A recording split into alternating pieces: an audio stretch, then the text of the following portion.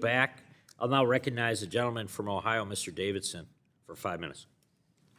Thank you, and thank you for our witnesses for taking time out of your businesses to come share with us and hopefully make the market a better, more functional place. You know, Ohio is home to many strong community banks and some bigger regional banks, and we have a diverse financial services sector in our own state, and it reflects the potential strength of our country's economy. But, you know, maybe one of the themes that we will do is making America great by making our community banks great again, but maybe by reprivatizing our economy, because for a while it's felt like the federal regulators have decided that they need to weigh in on almost everything. And so, you know, I really just, you know, Ms. Marshall, I wanted to ask you about, you have state-regulated banks that choose to do that for a reason, but of course, there always seems to be a federal nexus. So could you kind of highlight for us what that tension's been like historically and maybe lately between state regulators and federal regulators? Thank you for the question. Yes, as a state bank, you're going to have two regulators, the state regulator and the federal regulator of their choice.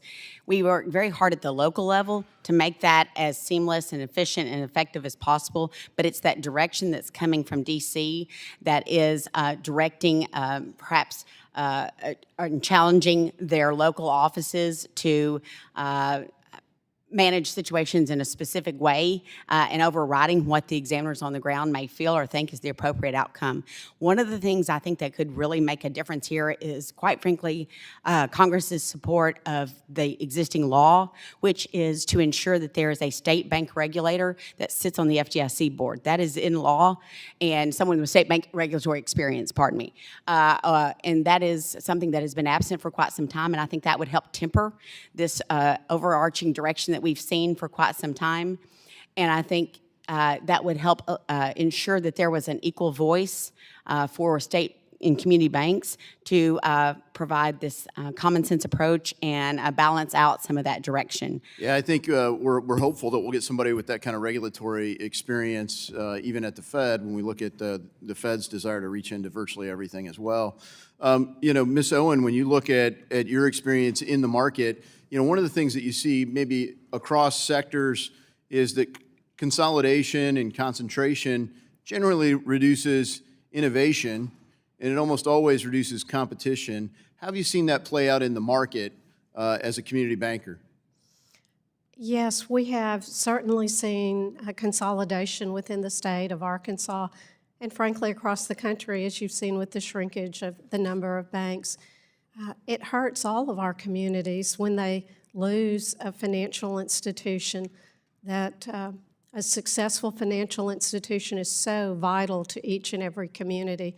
So we are very much in favor of de novo banking and making the requirements on capital not so rigorous, as well as allowing more time for compliance with regulation for these de novo banks. Yeah, I appreciate you guys have highlighted some great legislation. Some of my colleagues have, you know, with Congressman Donalds on the Small Bank Holding Company Act, Congressman Williams on the 1071 fix, Congressman Barr and others on some of the community bank regulations that deal with capital leverage ratios. And I was speaking with a small community banker today. They're holding 17%.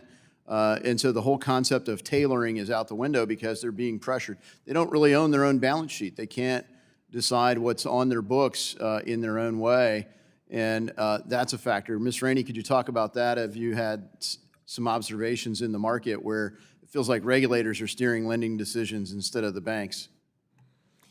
Yeah, and I think that's core to all of this is community banks have proven their ability to manage risk, to understand their local markets, and let's give them the freedom, flexibility to do that. Yeah, thank you for that. And maybe the last question for you, Mr. Kennedy.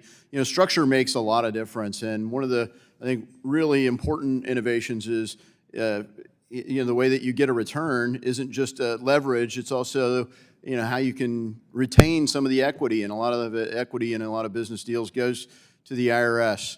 You have the S-Corp election for a lot of smaller banks. Can you talk about how that's important and how that shapes the market? Thank you for the question. It's extremely important, and as I alluded to earlier, a Federal Reserve study, the New York Fed studied that legislation that allowed banks to have sub-S elections, allowed, it's the reason, the principal reason we have as many that we still do.